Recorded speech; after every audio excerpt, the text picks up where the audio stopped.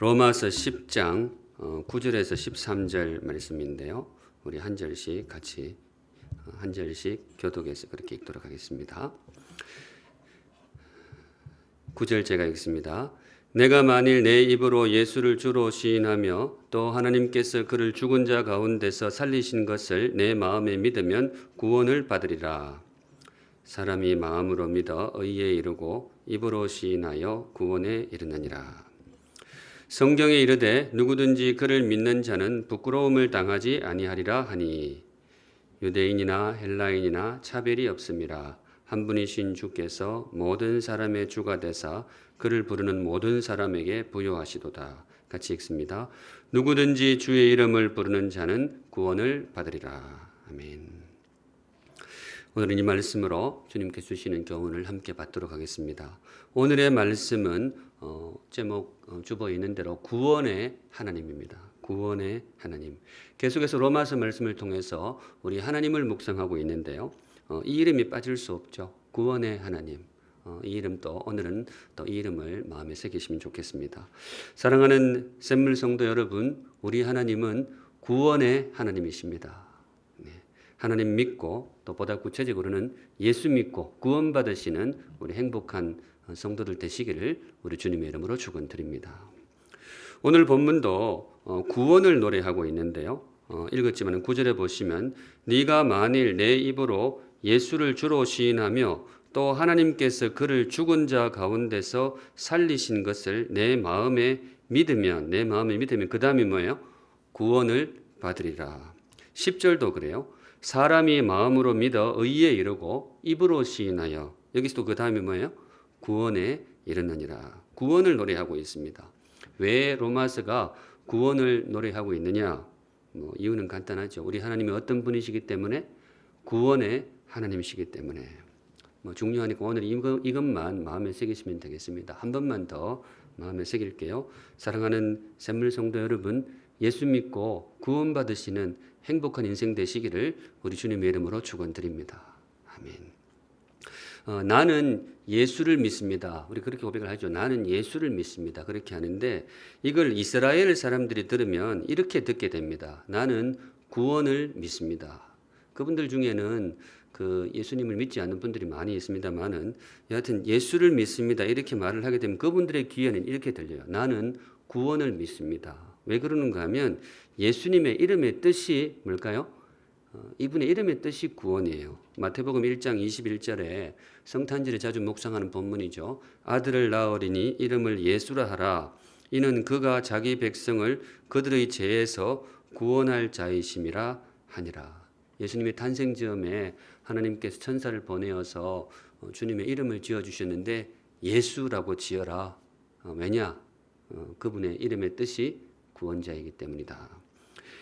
사실은 예수라는 이름은 유대인 사회에서는 굉장히 흔한 이름 중에 하나였다고 합니다.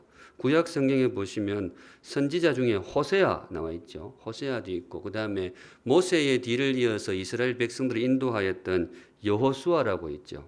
이 호세아, 여호수아 발음이 좀 비슷합니까? 네, 같은 단어라고 보시면 돼요. 또 비슷한 단어가 뭐 있죠? 예수. 어떻게 다르게 읽을 때는 예수와 이렇게 읽기도 하는데 여하튼 그런 발음들을 가진 이름들의 그 뜻, 어근이 뭐냐? 다 구원이라는 뜻을 가지고 있는 이름들이 되겠습니다. 이분들은 그 애가 태어날 때 그런 이름들을 많이 지은 거예요. 구원. 그러니까 애를 낳아놓고 구원아 구원아 그렇게 부르는 거예요. 우리 한국 사람들은 구원이란 이름을 잘 안 짓죠. 근데 이스라엘 백성들은 이 구원이란 이름을 아이들에게 많이 지어 주었습니다. 왜냐하면 이분들의 소원이 그건 거예요. 우리 한국 사람들은 이제 예로부터 복 받는 걸 좋아해 가지고 이름에 복자가 많이 들어가잖아요. 그런데 이스라엘 사람들은 복도 좋은데 이 구원을 받아야 된다. 이게 참 소망이었던 것이죠. 참 귀한 소망이라고 믿습니다. 그런데 안타까운 것은 이분들이 정작 구원이 이 땅에 왔을 때, 구원자가 이 땅에 왔을 때 그분을 알아보지를 못했습니다. 그분을 그냥 십자가에 못 박는 어리석음을 범하게 되는데, 사랑하는 샘물 성도 여러분, 부족한 우리에게는 구원자 주님을 알아볼 수 있는 눈을 주신 하나님의 은혜에 감사할 수 있기를 바랍니다. 주일이 될 때에 많은 감사가 필요하지만은 하나님 참 나에게 이 귀한 눈을 주시어서 구원의 주님을 알아볼 수 있는 믿음의 눈을 주신 것 감사합니다. 오늘은 그 기도도 한번 들으시면 좋겠습니다. 이 시간 우리에게 너무도 익숙한 단어인 구원 그리고 구원자를 묵상하려고 합니다. 주님께 더 가까이 나아가는 시간이 되시면 좋겠습니다. 우리 하나님은 어떤 분인가? 먼저 이 이름으로 시작하려고 합니다. 가슴 벅찬 구원의 하나님. 우리 하나님이 어떤 분이시라고요? 가슴 벅찬 구원의 하나님.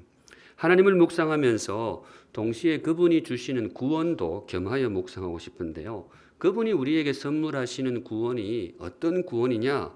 그냥 구원 쓰기는 너무 귀한 구원이에요. 그래서 제가 제일 좋아하는 단어 중에 하나인 가슴이 벅차오른다. 이 이름을 붙여보았습니다. 가슴이 벅차오르는 영광스러운 구원의 하나님. 우리가 이제 신앙생활하면서 우리 주님이 구원의 주님이라는 것은 다 압니다. 우리 주님이 우리의 구원자이다. 다 아는데 가끔 놓치는 게 있는데 그 구원이 얼마나 영광스러운 선물인지 그건 가끔 놓치는 경우가 있어요.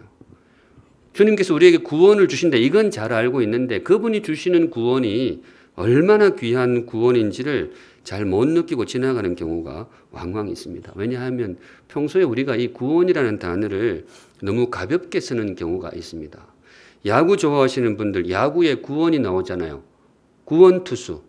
그죠? 선발 투수 처음에 나왔던 투수가 이제 한 100개쯤 던지면 힘이 쭉 빠진단 말이죠. 그러면 그 뒤를 이어가지고 경기를 마무리 지어주는 그 투수를, 마무리 투수를 보통 이제 구원 투수 이렇게 부르게 됩니다.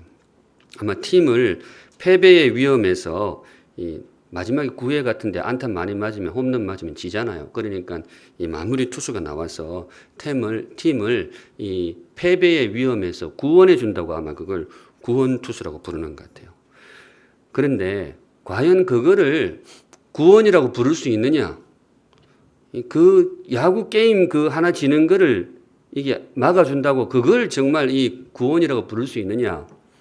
야구하는 분들이 그걸 구원이라고 부르겠다는데 제가 뭐 어떻게 말을 들 수는 없어요. 그런데 분명한 것은 이 같은 구원은 아닙니다. 성경이 말하는 구원, 하나님께서 우리에게 선물해 주시는 구원하고 그 야구 구원, 투수 구원은 급이 완전히 달라요. 야구 하시는 분들에게 신뢰가 될지 모르겠지만은 그냥 좀 차이를 말씀드리기 위해서 젊은 사람들 쓰는 요즘 말 어법이 있어요. 그걸 빌려서 잠시 소개해 드리면 그게 구원이면 모기도 새입니다. 그게 구원이면 깨구리도 악어입니다. 요즘 젊은 사람들이 그런 말을 많이 써요. 말을 재밌게 쓴다고. 급이 다르다라는 거예요. 날개 달고 하늘을 나는 거를 뭐 새라고 부를 수 있다면 독수리도 새고 모기도 뭐예요? 모기도 새요. 모기도 작지만 이렇게 난단 말이죠. 그런데 그걸 같이 뭉뚱그려 가지고 새 이렇게 해버리면 이 독수리는 자존심이 상하는 거예요. 날개 자체가 달라요. 무게감이 다르단 말이죠. 그렇듯이 야구 한 게임 이기는 것하고 주님이 우리에게 주시는 선물하고 여기다가 같은 구원이라는 단어를 넣어버리면 이게 입장이 너무 좀 그러는 거예요.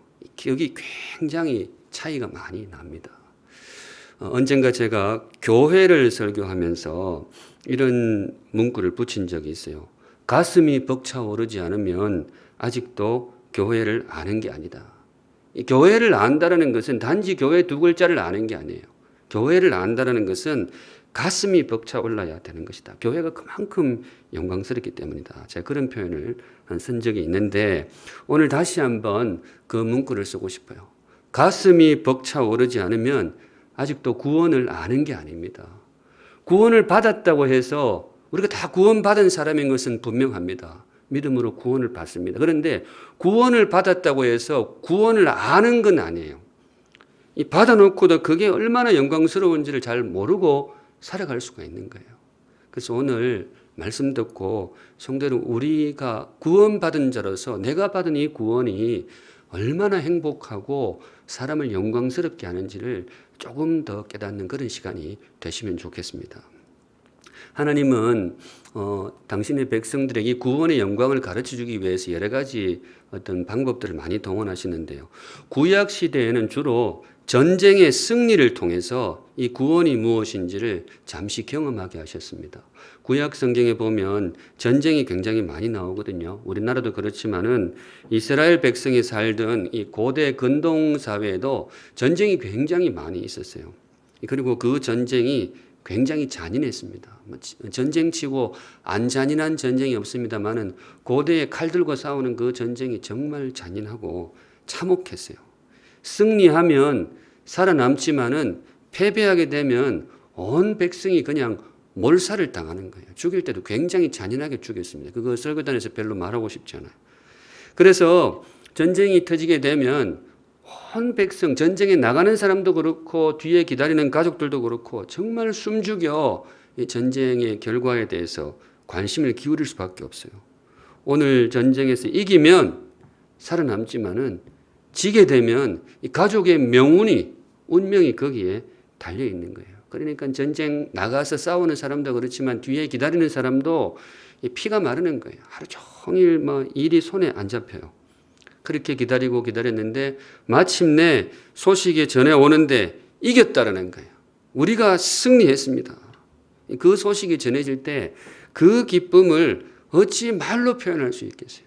그 기쁨을 어찌 그냥 야구 한 게임 이긴 게 비교할 수 있냐 말이죠. 오늘 야구하시는 분들 죄송합니다만은 비유 자체가 그렇습니다. 이게 급이 다르는 거예요. 그냥 정말로 생명의 구원을 받은 거예요. 그야말로 가슴이 벅차오를 수밖에 없는 거예요. 하나님은 우리에게 주시는 구원의 그 기쁨을 어떤 면에서 설명하기 위해서 구약 시대에는 전쟁의 승리를 자주 동원하셔서 우리에게 경험하게 하셨습니다. 신약에 들어와서는 전쟁 이야기는 거의 없고 대신 신약에서는 주로 무엇을 통해서 구원의 기쁨을 맛보게 하셨느냐? 질병의 치유입니다. 무거운 질병에서 치유받는 그 사건을 통해서 우리에게 임하는 구원이 얼마나 행복한지를 조금씩 느끼게 해 주셨습니다. 마가복음 2장에 여러 가지 질병들이 많이 나옵니다만 마가복음 2장에 이런 사건이 있죠. 중풍병자. 예수님이 어느 날 어느 동네에 와 있다 소문이 나니까 이 중풍병으로 평생을 누워있던 분이 있는데 친구들이 그냥 들고 일어나 침상째로 들고 온 거예요. 그러니까 사람들이 막혀서 못 들어가니까 지붕을 뜯어가지고 그냥 그 지붕 그냥 구멍을 뻥 뚫어가지고 그 침상째 주님 앞에 그 중풍병자 환자를 그냥 달아서 내리는 거예요. 모든 것을 건 거죠. 인생을 그냥 건 거예요. 그런데 우리 주님께서 그래 내가 너에게 치유를 명하노라. 그러니까 그 사람이 치유를 받아가지고 그 누워있던 사람이 침상을 들고 그냥 걸어서 나가는 거예요. 중풍병으로 들어왔는데 우리 성도들 중에도 투병하시는 분들이 많이 계신데 우리 사랑하는 성도들에게도 이 치유의 기쁨이 임하시기를 우리 주님의 이름으로 축복합니다. 그 기쁨이 구원의 기쁨이라는 거예요. 많은 병자들이 나오는데 12해를 혈루증을 앓고 있던 설교에 한번 묵상했었죠. 그런 무거운 질병에 있는 여인이 치유받는 장면도 나오고 천형이라고 불리던 이 나병, 한센병에서 치유받는 그런 이야기도 나옵니다. 신약 성경에 그런 사건들이 많이 나오는데 이 사건들이 의미하는 바가 뭐냐? 단지 치유가 아니에요. 단지 육체의 질병의 치유가 아닙니다. 구원을 소개하고 있습니다. 우리에게 임할 구원이 얼마나 영광스러운지 주님께서 이러한 치유를 통해서 우리에게 미리 맛보게 하시는 거예요. 구원의 영광, 절대 우리가 생각하는 그 정도로 가벼운 게 아니에요. 정말 행복할 것입니다. 암으로 투병하시는 분들 이제 주변에 저도 많이 있으니까 이런저런 이야기를 나누다가 투병하실 때 제일 힘든 게 뭡니까? 그러니까 물론 암이라는 게 이게 고통이 심하잖아요. 근데 그분이 대답하시기를 CT 찍는 게 제일 힘들다고. 물론 이제 CT 그 촬영하는 그거는 그렇게 힘들지 않아요. 그냥 가만히 있으면 이렇게 기계가 왔다 갔다 찍잖아요. 안 힘드는데 그 결과 보러 가기까지 그 인터벌이 그렇게 마음을 졸이고 고통이 심하다 그래요. 그래서 며칠 뒤에 이제 오세요. 그래서 이제 그거 기다리는 찰나가 정말 마음 졸이고 힘든 거예요. 그런데 이제 CT 찍고 나서 갔는데 의사 선생님이 하시는 말씀이 환자분 깨끗하네요. 완치되셨습니다. 이러면 기분이 얼마나 좋겠어요. 정말 춤이라도 추고 싶은 거죠. 얼마나 행복하겠어요. 사랑하는 우리 샘물 성도들에게도 우리 병으로 투병하시는 모든 샘물 성도님들에게 이 기쁨이 임하시기를 우리 주님의 이름으로 축복합니다. 꼭 그 기쁨을 맛보시면 좋겠어요. 근데 그게 뭐냐? 신약 성경에도 많이 나오게 되는데 그게 뭐냐? 구원의 기쁨이라는 거예요. 구원의 영광을 그런 식으로 이 땅에 있는 일들을 통해서 주님이 우리에게 살짝 보여주시는 거죠. 성도 여러분, 구원은 신비의 단어입니다. 구원은 정말 신비로운 단어예요. 글자를 써놓고도 무슨 말인지 모르는 단어가 굉장히 많아요. 외국어라서 모르는 게 아니고 한국말이고 다 아는데 사전 펼쳐서 거기에 사전의 뜻이 뭔지는 다 알지만은 그 깊이를 정말로 가늠하기 힘든 단어, 정말 백일에 가려져 있는 단어가 우리 인생에 들어있어요. 그 중에 하나가 뭐냐? 그게 바로 구원입니다. 이 구원, 이 짤막한 두 글자이지만은 이게 우리를 얼마나 행복하게 만드는지, 이게 우리를 얼마나 영광스럽게 만드는지 우리가 알지를 못해요. 무엇을 상상하든 분명한 것은 그 이상일 것입니다. 이 땅에서의 경험으로 무엇을 상상하든 주님께서 장차 우리에게 선물하실 구원의 기쁨은 그 이상일 것입니다. 여하튼 성경은 진리를 보여줘야 되기 때문에 이 땅의 언어로 최대한 그 의미를 설명하려고 애를 쓰는 거예요. 전쟁에서 승리를 거두는 기쁨, 질병에서 이 병상에서 일어서는 기쁨, 나중에는 예수님이 뭐까지 동원하시는가 하면 이 빚을 탕감받는 기쁨, 그걸로 구원을 소개하는 장면도 있어요. 빚을 탕감받는 거. 엄청나게 수십억 빚을 지고 있다가 어느 날 갑자기 됐다, 안 갚아도 된다. 이러면 뭐 저는 거기까지는 경험을 안 해봤기 때문에 여하튼 그 빚을 탕감받는 기쁨도 얼마나 우리 인생에 큰 거라고 그러잖아요. 이런저런 언어로 설명하는데 이게 다 뭐냐? 장차 우리에게 임할 구원, 그리고 이미 우리에게 임했는데 우리가 느끼지 못하고 있는 그 구원의 기쁨이 생각보다 훨씬 더 크다는 거예요. 너무 행복하고 너무 영광스럽고 이 땅의 언어의 최대치 볼륨으로 설명하지만은 그것조차도 맛보기에 불과할 만큼 우리에게 임할 구원은 정말로 영광스러울 것입니다. 성도 여러분, 기대하시도 좋습니다. 우리에게 주께서 선물하실 구원은 정말로 행복하고 영광스러울 것입니다. 지금 우리가 지혜가 있어서 그 구원의 기쁨을 끝까지 느낄 수 있다면, 조금 더 맛볼 수 있다면 어쩌면 지금 우리 삶의 모든 시름에서 해방될지도 몰라요. 무거운 질두는 짐이 있어도 장차 내가 누리게 될 구원의 기쁨을 내가 지금 조금 더 누릴 수 있고 엿볼 수 있다면 우리 지금 표정이 지금보다 훨씬 밝아질지 몰라요. 왜냐? 그 무엇을 상상하든 그 이상의 영광스러운 구원이기 때문에 그렇습니다. 그런 의미에서 우리 사랑하는 샘물 성도 여러분, 꼭 구원받으시기 바랍니다. 꼭 구원받으시기 바랍니다. 살면서 다른 건 놓쳐도 이거는 절대로 놓치지 않기를 바랍니다. 예수 믿고 이 영광스러운 구원을 꼭 거머쥐시는 정말로 행복한 우리 샘물 성도들 되시기를 우리 주님의 이름으로 축원드립니다. 성도 여러분, 구원 받으세요. 그 옛날에 농담할 때 너는 구원을 주냐, 나는 10원 줄게. 참 그 속을 모르는 사람들. 그 구원은 정말 영광스러운 구원. 우리 꼭 구원받는 행복한 인생이 되시면 좋겠습니다. 다음으로 한 걸음 더 나아가서 우리 하나님이 어떤 분이시냐. 두 번째는 모든 자에게 부요하신 하나님. 모두에게 부요하신 하나님. 우리 하나님이 참 부요하세요. 그런데 그분의 부요함의 특징이 뭔가 하면 한계가 없어요. 모든 사람을 넉넉하게 채울 만큼 모두에게 부요하신 하나님. 11절에 보시면요, 이런 구절이 나옵니다. 성경에 이르되 누구든지 그를 믿는 자는 부끄러움을 당하지 아니하리라. 12절은 같이 읽을게요. 시작. 유대인이나 헬라인이나 차별이 없음이라. 한 분이신 주께서 모든 사람의 주가 되사 그를 부르는 모든 사람에게 부요하시도다. 눈여겨볼 단어가 누구든지, 그리고 차별이 없음이라. 누구든지 차별이 없음이라. 모두에게, 이런 단어가 나오는데 하나님의 구원이 얼마나 영광스럽고 풍성한지를 보여주는 그런 단어가 되겠습니다. 한계가 없어요. 누구나 믿음으로 나오는 모든 사람을 넉넉히 구원하고도 남을 만큼 우리 하나님은 모든 사람에게 부여하신 하나님. 텔레비전에 그 유명한 돈가스 집이 하나 나온 적이 있었죠. 포방터, 그 백종원 씨 출연하는 거기 골목 식당, 거기 보면 거기 나온 여러 가지 이제 식당들이 나온 적이 있는데, 그 포방터에, 저는 서울 시내에 포방터가 있다 그래요. 포방터라는 동네에 있었던 돈가스 집이 굉장히 유명해진 적이 있었죠. 평소에도 아마 이분이 음식을 굉장히 잘했던 것 같은데 방송을 타게 되니까 손님들이 막 어마어마하게 몰려왔다 그래요.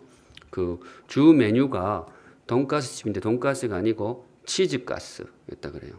그 속에 치즈를 이만큼 넣어서 어떻게 하는 것 같은데, 그렇게 손님들이 굉장히 많이 왔나 봐요.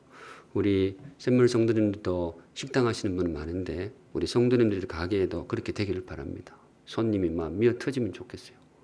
요즘은 코로나 때문에 다들 힘드신데 힘내시고 잔잔해질 때에 여러분들 생업 현장에도 큰 복이 임하시기를 주님 이름으로 축복합니다. 근데 여하튼 이 포방터 돈가스 집인데 손님이 막 밀려오는데 그만 재료가 떨어져 버린 거예요. 아직 기다리시는 분들 줄을 쭉 서 있는데 재료가 떨어진 거예요. 그래서 사장님이 나와가지고 송구한 마음으로 오늘은 여기까지 죄송합니다. 재료가 떨어졌어요. 그럼 이제 발길을 돌리는 거예요. 근데 매일 그러니까 이 사장님이 아이디어를 내가지고 번호표를 나눠준단 말이죠. 번호표를 쭉 나눠주는데 그거 받으려고 새벽부터 막 기다린단 말이죠. 그래가지고 나눠줬어요. 나눠주니까 번호표도 뭐예요? 하루에 만들 수 있는 치즈가스 양이 있으니까 번호표도 나눠주다 보면 쭉 기다리고 있는데 오늘은 번호표도 여기까지 죄송합니다 하고 돌려보내는 거예요. 참 행복한 거죠. 근데 참 그래요. 그 새벽부터 기다렸는데 그 돈가스 못 먹고 가서 참 맛있겠다. 근데 최근에 들어보니까 이분들이 이제는 제주도로 이사를 갔다 그래요.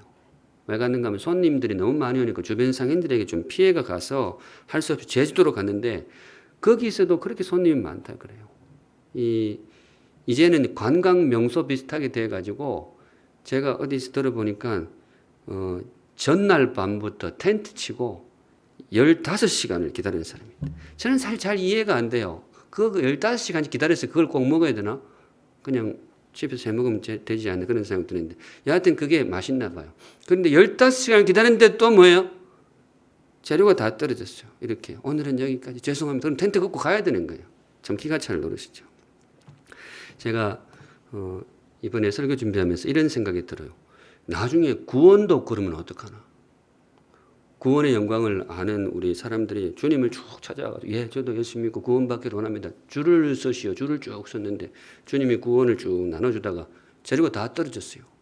오늘은 여기까지 돌아가시오. 구원 재료 소진 이래버리면 어떻게 해요?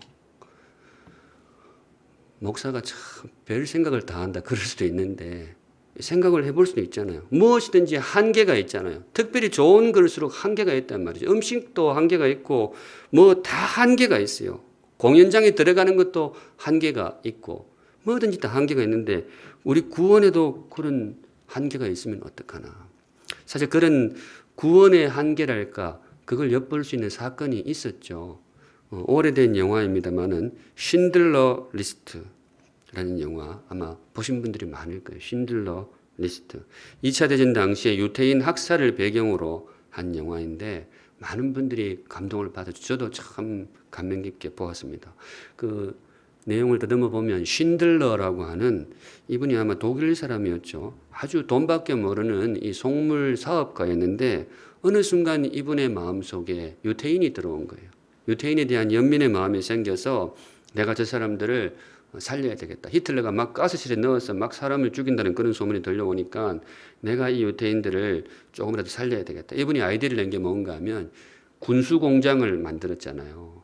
뭐 군수 무기 공장이라고 그것도 해놓고 그 공장을 만든 이유가 뭔가 하면 거기에 유태인들을 고용을 해가지고 사람 나치들이 못 데리고 가게. 이 사람들은 내 직원이다. 그리고 이 사람들이 만드는 무기가 독일에게 유익을 끼치는데 이 사람들은 데려가면 안 된다.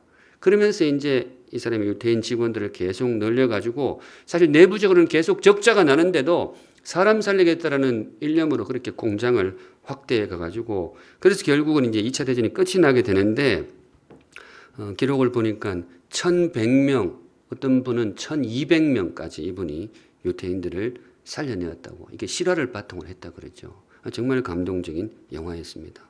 영화의 마지막 장면이 정말 보면서 눈물을 흘리신 분들이 많은데, 살아남은 유대인들이 쉰들러에게 얼마나 고마워요. 자기 목숨을 구해준 거예요. 이게 정말 구원을 선물한 거죠. 그분들이 그 쉰들러라는 그 사업가 사장님한테 그 금반지를 하나 선물을 해요. 그 금반지를 어떻게 만드는가? 유대인들이 금리빨, 자기들이 가진 금리빨을 다 뽑아가지고 그걸 녹여가지고 이 자기들을 살려준 그 사람에게 금반지를 선물한 거죠. 할만하죠. 지금 이빨이 됐어요. 목숨을 살려준 사람인데, 그래 너무 고맙습니다. 애고 어른이고 뭐 이렇게 감사의 눈빛으로 금반지를 선물하는데, 정작 이 쉰들러라는 사장님의 얼굴은 그렇게 밝지가 않아요. 굉장히 어두워요. 왜냐? 더 살릴 수 있었는데.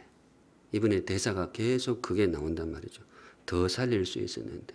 이 반지 이걸 왜 나한테 이걸 선물하냐고. 이거 미리 줬으면, 이거 팔았으면 몇 사람 더 고용해서 살릴 수 있었는데.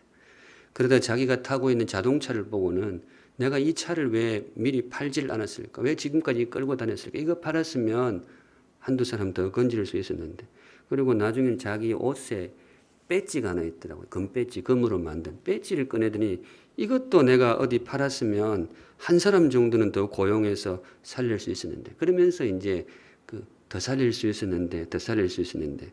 이제 그 대사와 함께 이제 영화가 마무리가 돼요. 제가 이번에 설교 준비하면서 이렇게 겹쳐지는데 이게 너무 좀 가벼운 예화일지 모르겠지만은, 포방터에 오늘은 여기까지 하고 이 쉰들러 리스트에 더 살릴 수 있었을 텐데, 뭐 그 감동의 어떤 깊이는 조금 다르지만은 공통점은 있어요. 사람이 하는 일은 다 한계가 있어요. 마음은 원이로되 다 한계가 있는 거예요. 그래서 사람이 하는 일은 항상 조심스러워요.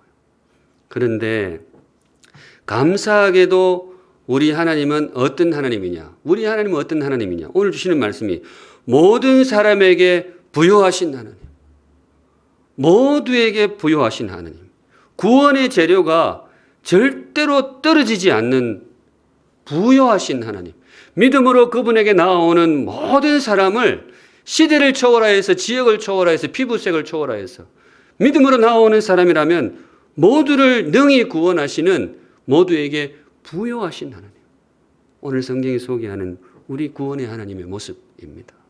쉰들러는 그 마음은 뜨거웠지만은 다 구원할 수는 없었어요. 왜냐? 가진 재료가 한계가 있는 거예요. 이 배지, 뭐 그거 다 팔아서도 안 되는 거죠. 그런데 우리 하나님은 그렇지 않아요. 우리 하나님은 모두를 구원할 수 있습니다. 왜냐하면 사실 우리 하나님은 남김없이 다 내놓았기 때문입니다. 하나님은 반지도 없어요. 반지 내놨고, 배지도 없고, 하나님은 자동차도 없단 말이죠. 다 팔았단 말이죠. 어디서 알 수 있느냐? 심지어 그분은 도무지 내놓을 수 없는 그분의 뭐예요?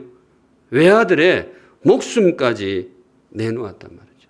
그걸 팔아서 구원의 재료를 구입했기 때문에 우리 하나님의 구원은 한계가 없습니다. 그분의 구원은 오늘은 여기까지, 이게 없어요. 그래서 자신 있게 성경이 선포하기를 누구든지 믿음으로 나아오라. 누구든지 그를 믿는 자는 구원을 받을 것이다. 사랑하는 샘물 성도 여러분, 지금도 그렇지만 우리 정말로 하나님 믿고 사시기를 바랍니다. 오직 이 하나님 믿고 정말 그분을 믿고 사시기 바랍니다. 그분은 모두에게 부여하신 하나님, 우리를 정말로 당황스럽게, 우리를 안타깝게 만들지 않으실 것입니다. 믿음으로 나오는 모든 자를 구원하시는, 모두에게 부여하신 우리 하나님, 이것이 바로 우리가 믿는 하나님의 이름이 되겠습니다. 그래서 주시는 말씀이 뭐냐? 오늘 설교의 결론은 이겁니다. 주의 이름을 부르라. 주의 이름을 부르라. 13절 우리 같이 한번 읽을까요? 13절 오늘 설교, 오늘 본문 마지막이었죠. 같이 읽습니다. 시작. 누구든지 주의 이름을 부르는 자는 구원을 받으리라. 누구든지 주의 이름을 부르는 자는 구원을 받으리라. 이게 내용이 뭔가 하면 누구든지 주의 이름을 뭐예요? 부르라 이거예요. 누구든지 주의 이름을 부르라. 구원의 하나님, 부여하신 하나님, 그분의 이름을 누구든지 부르라. 아무 차별 없이 오직 그분의 이름을 부르라. 그러면, 그리하면 구원을 받으리라. 오늘 주시는 구원의 메시지가 되겠습니다.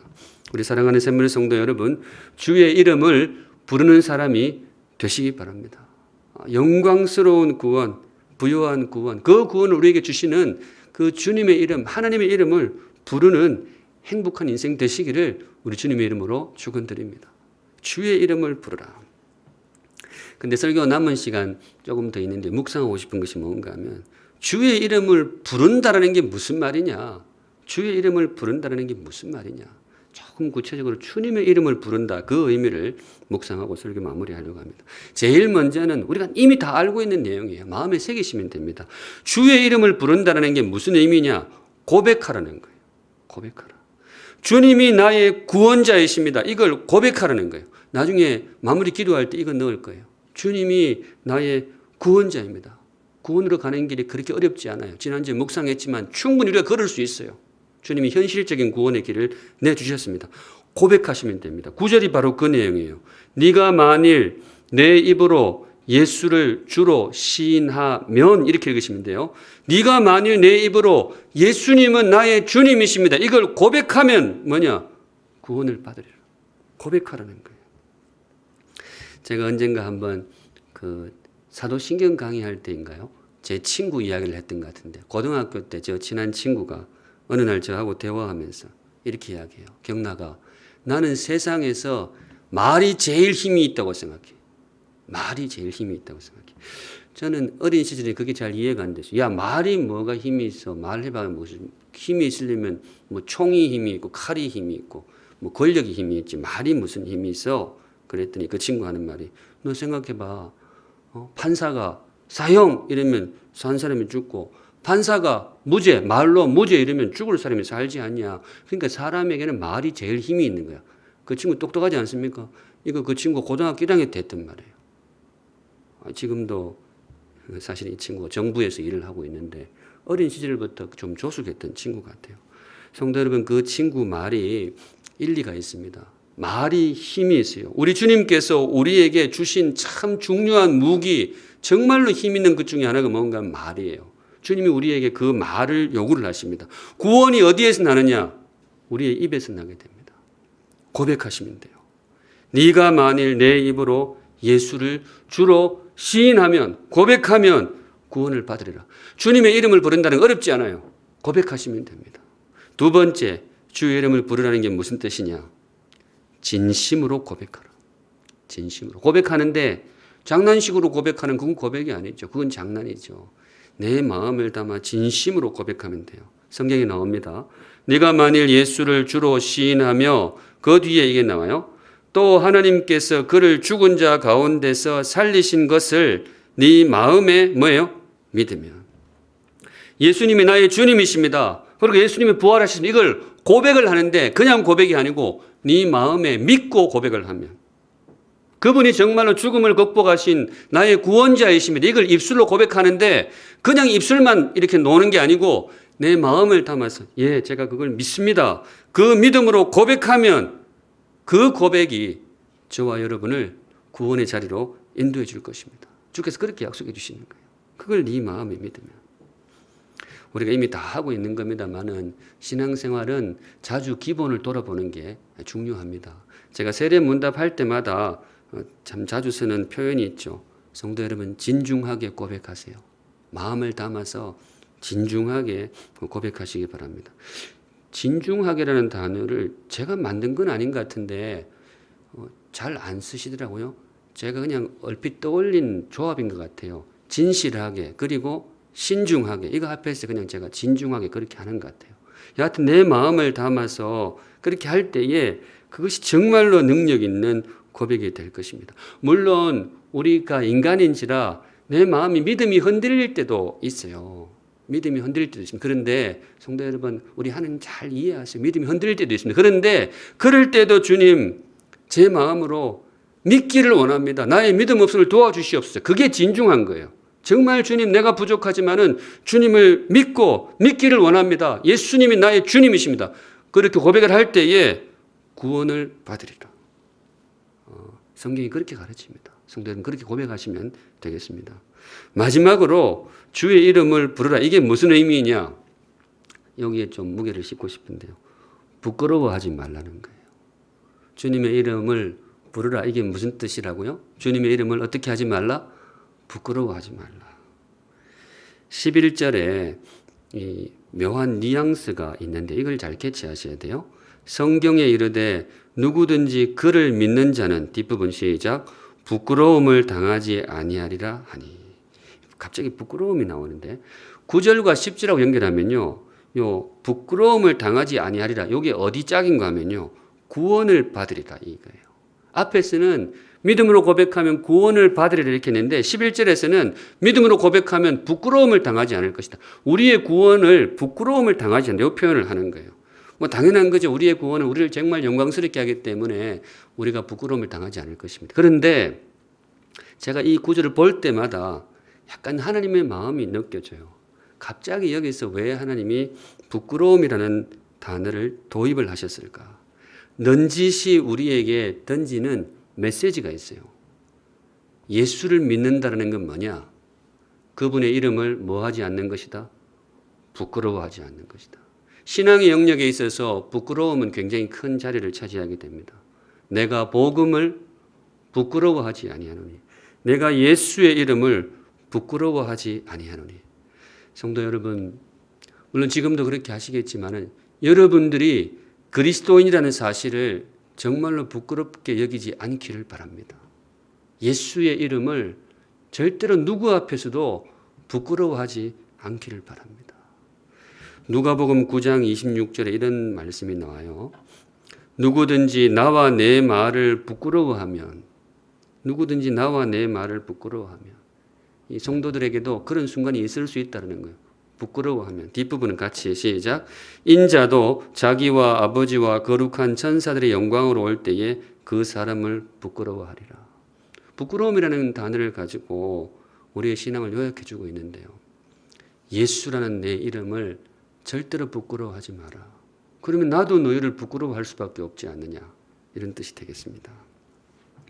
제가 내년도 재직 세미나를 연말에 하는 것보다 연초에 하는 게 좋을 것 같아서 1월 달에 한 2주 정도 정해서 재직 세미나 준비하고 있습니다. 뭐 그렇게 복잡하지는 않고요. 교회의 직분자로서 다짐을 몇 가지 항목을 정해서 다짐을 하고 그렇게 한 해를 시작하려고 하는데 거기에 지난해 하고 좀 바꾸어서 새롭게 넣은 항목이 있어요. 어디서건 식사 기도를 하겠습니다. 이거 교회 모든 직분자 모아놓고 이거 다짐을 받을 거예요. 장로님들도 오시고 권사님들, 목자들, 우리 교회 모든 집사님들 다 모아놓고 제가 이 다짐을 받을 생각입니다. 어디서건 식사기도 하겠습니다. 원래 이거 어디 들어있던 거예요? 제가 우리 샘물학교 아이들 위한 기도 제목 6번째. 어디서건 식사기도를 하겠습니다. 저는 애들 신앙교육에 있어서 정말 이게 승부처라고 믿는 사람입니다. 신앙교육이 잘 되었다. 그 증거 이거 보면 돼요. 학교에서 애가 밥 먹기 전에 머리 팍 숙이고 주님 오늘도 맛있는 음식 주셔서 감사합니다. 식사기도 할 수 있다면 저는 그 친구 신앙교육이 어느 정도 되었다고 판단을 합니다. 그런데 저는 어른들한테도 이거 적용하고 싶어요. 우리 샘물 성도님들 밥 먹기 전에 꼭 기도하고 드셔야 됩니다. 여기 오신 분들 밥 먹기 전에 꼭 기도하셔야 돼요. 기도 안 하고 먹으면 체할 수가 있어요. 육신이 체하는 게 아니고 영혼이 체할 수가 있습니다. 너무 기본적인 것 같지만은 저는 이게 참 중요하다고 했어요. 왜냐? 식사기도는 단지 기도가 아닙니다. 식사기도는 많이 경험하셨겠지만은 사람들 앞에서 내가 예수를 믿는 사람이라는 것을 드러내는 고백행위가 됩니다. 저도 청소년 시절에 많이 경험했어요. 부끄러울 수가 있어요. 그래서 어떤 면에서 이게 사실 굉장히 민감한 문제일 수도 있어요. 근데 성도 여러분, 우리 절대로 예수 이름을 어디서도 부끄러워하지 않기를 바랍니다.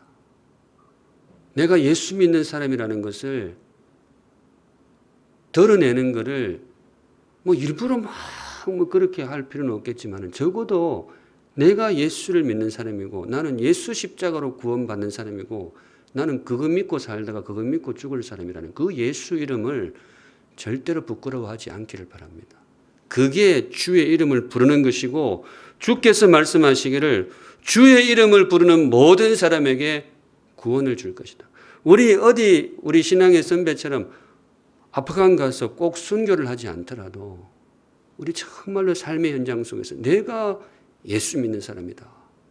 이거 절대로 부끄러워하지 않고 당당하게 드러내며 살아가는 신앙인이 되시면 좋겠습니다. 말씀했습니다. 오늘은 구원의 하나님이 선물하시는 구원을 묵상했는데요.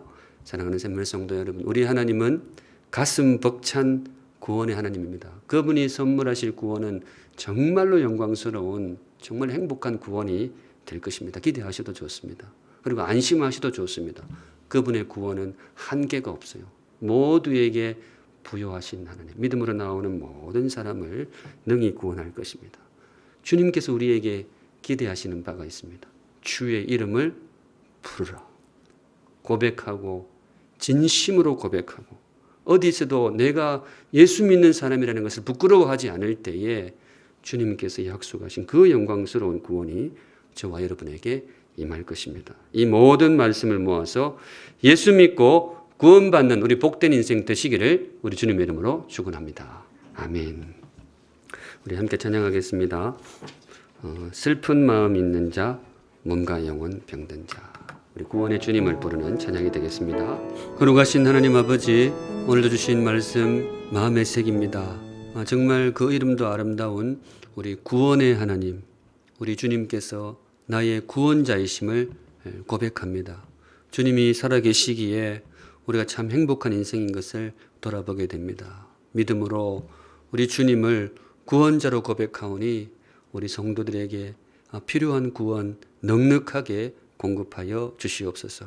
이미 우리에게 주신 그 구원의 영광을 더 깊이 맛볼 수 있는 행복도 주시고 이 땅에서도 하나님의 구원의 능력이 얼마나 큰지를 몸으로 병중에 사업의 현장에서 우리 성도들의 삶의 현장에서 맛볼 수 있도록 우리 성도들에게 구원의 복을 허락하여 주시옵소서. 특별히 간절한 마음으로 기도한 우리 성도들의 그 간구의 소리에 귀를 기울여 주시고 이 땅에서의 구원을 경험하는 복된 인생들 될 수 있도록 함께하여 주시옵소서. 오늘도 귀한 헌물 하나님께 올려드립니다. 기쁘게 받아 주옵소서. 고백의 헌물과 또 감사의 헌물과 기도의 제목을 담은 간구의 헌물 있습니다. 주님, 우리 성도들의 마음을 세밀하게 살펴주시고 우리 사랑하는 샘물 성도들을 가장 복되고 제일 선한 길로 인도하여 주시옵소서. 아멘. 지금은 우리 구주 예수 그리스도의 은혜와 하나님 아버지의 그 크신 사랑과 지금도 우리와 함께 하시는 성령 하나님의 동행하심과 인도하심이 머리 숙여 주를 예배하는 모든 사랑하는 주의 자녀들 머리 위에 그 앞길 위에 이제로부터 영원까지 항상 함께 계실지어다. 아멘.